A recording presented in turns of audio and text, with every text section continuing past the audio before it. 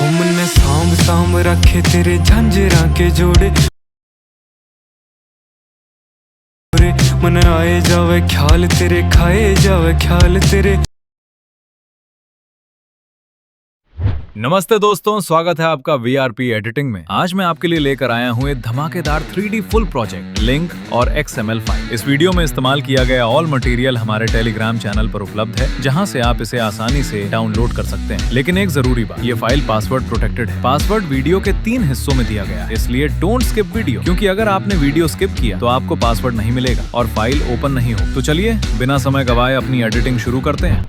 Hi friend, मैं हूँ VRP। आज से हम स्टार्ट करने वाले हैं वॉइस ओवर, क्योंकि ज्यादातर लोगों को वॉइस ओवर वाली वीडियो पसंद आती है। तो आज से हमने स्टार्ट कर दिया है वॉइस ओवर करना। तो चलिए आज की वीडियो शुरू करते हैं। तो सबसे पहले हम ओपन करने वाले हैं अलाइट मोशन ऐप को। ओपन करने के बाद कुछ इस प्रकार से इंटरफेस दिखेगा। नीचे की साइड दिखेगा प्रोजेक्ट। इन दोनों प्रोजेक्ट के लिंक और XML फाईल टेलिग्राम वरती आहे। तर सर्वात पहिले आपल्याला 1 नंबरवाला प्रोजेक्टला ओपन करायचं आहे। तर बघू शकता काही अशा प्रकारे आपल्याला 3D फुल प्रोजेक्ट दिसून येईल। तर या प्रोजेक्ट मध्ये आपल्याला नुसता फोटो रिप्लेस करायचा आहे। या व्हिडिओ मध्ये मी या कॅरेक्टरची फोटो यूज केलेली आहे। याच्यामध्ये तुम्ही तुमची फोटो किंवा इतर कोणाची फोटो यूज करू शकता। तर तुम्हाला माहितच आहे, फक्त फोटो रिप्लेसमेंट करणं सोपी असतं, पण ऍक्च्युअली हा व्हिडिओ एडिट करायला एवढा टाइम लागतो की खूपच। तर आता तुम्हाला फक्त फोटो रिप्लेस करून सिंपली व्हिडिओ एक्सपोर्टच करायचा आहे। तर फोटो रिप्लेस तुम्हाला माहितच आहे कशा प्रकारे करायचे। नसेल माहित तर चला एकदा पुन्हा सांगून देतो। तर कोणत्याही एका फोटोवरती क्लिक करायचं आहे। क्लिक केल्यानंतर खाली आपल्याला एक ऑप्शन दिसणार आहे कलर फिल, त्याच्यावरती जायचं आहे। त्याच्यावरती केल्यानंतर इथं क्लिक करायचं आहे। आता जी फोटो ऍड करायची आहे फोटोला सिलेक्ट करून घ्यायचं आहे। फोटोला सिलेक्ट केल्यानंतर बघू शकता काही अशा प्रकारे आपली फोटो रिप्लेस झालेली आहे। तर काही अशाच प्रकारे तुम्ही फोटो रिप्लेस करू शकता।